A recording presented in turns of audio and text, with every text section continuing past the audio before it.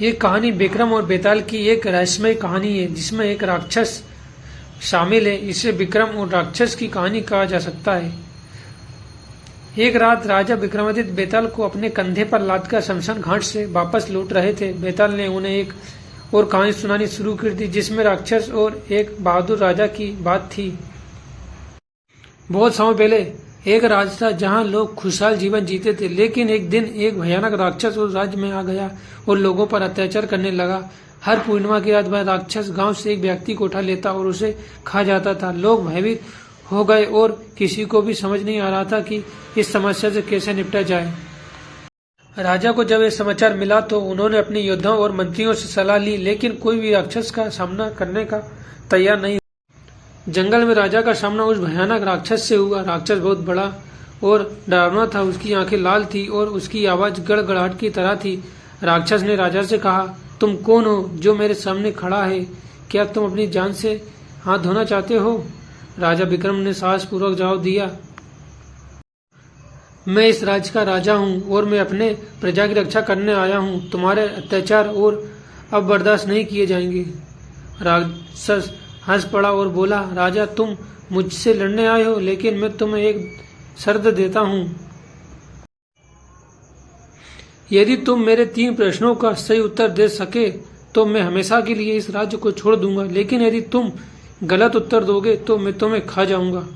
राजा ने राक्षस की चुनौती स्वीकार कर ली। राक्षस ने अपना पहला प्रश्न पूछा, संसार में सबसे शक्तिशाली क्या है? राजा ने जवाब दिया, विवेक और ज्ञान ही सबसे शक्तिशाली है, क्योंकि व्यक्ति को सही और गलत का अंतर समझने में सक्षम है। राक्षस ने राजा का उत्तर स्वीकार किया और दूसरा प्रश्न पूछा, सबसे कीमती चीज क्या है जिसे कोई व्यक्ति खोना नहीं चाहता? राजा ने उत्तर दिया, सच्चा प्रेम और विश्वास सबसे कीमती है, क्योंकि बिना इनके जीवन निरर्थक है।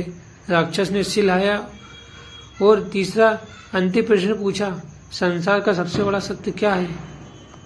राजा ने उत्तर दिया, मृत्यु ही सबसे बड़ा सत्य है, इसे कोई नकार नहीं सकता। यह सभी को एक दिन समान रूप से प्राप्त होती है। राजा की जीत और राक्षस का प्रायश्चित। राक्षस राजा के सभी उत्तर सुनकर चकित रह गया और अपने घुटनों पर गिर पड़ा।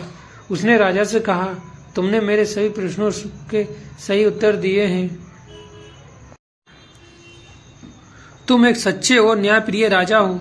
मैं इस राज्य को अब कभी परेशान नहीं करूंगा और यहाँ से चला जाऊंगा।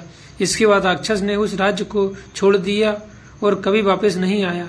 राजा विक्रम ने अपने राज्य में शांति और सुरक्षा को पुनः स्थापित किया। लोग राजा के साहस और बुद्धिमानी की प्रशंसा करने लगे। बेताल का प्रश्न। बेताल ने राजा विक्रमादित्य से पूछा, हे राजन, यदि राक्षस सचमुच इतना शक्तिशाली था तो उसने राजा के उत्तर सुनकर ही क्यों हार मान ली? राजा विक्रमादित्य ने जवाब दिया, राक्षस को स्वयं भी सत्य का एहसास था, लेकिन उसने केवल परीक्षा लेने के लिए प्रश्न पूछे। राजा के उत्तरों ने उसे उसकी आत्मा के सत्य से जोड़ दिया और उसने अहंकार को छोड़कर प्रायश्चित किया। बेताल ने हंसते हुए कहा, तुमने सही उत्तर दिया राजन, लेकिन तुम्हारा मौन भंग हो गया और वह फिर से उड़कर पेड़ पर चढ़ गया। इस कहानी से हमें ये शिक्षा मिलती है कि साहस, विवेक और सत्य ही किसी भी समस्या का सामना करने में सबसे महत्वपूर्ण गुण होते हैं।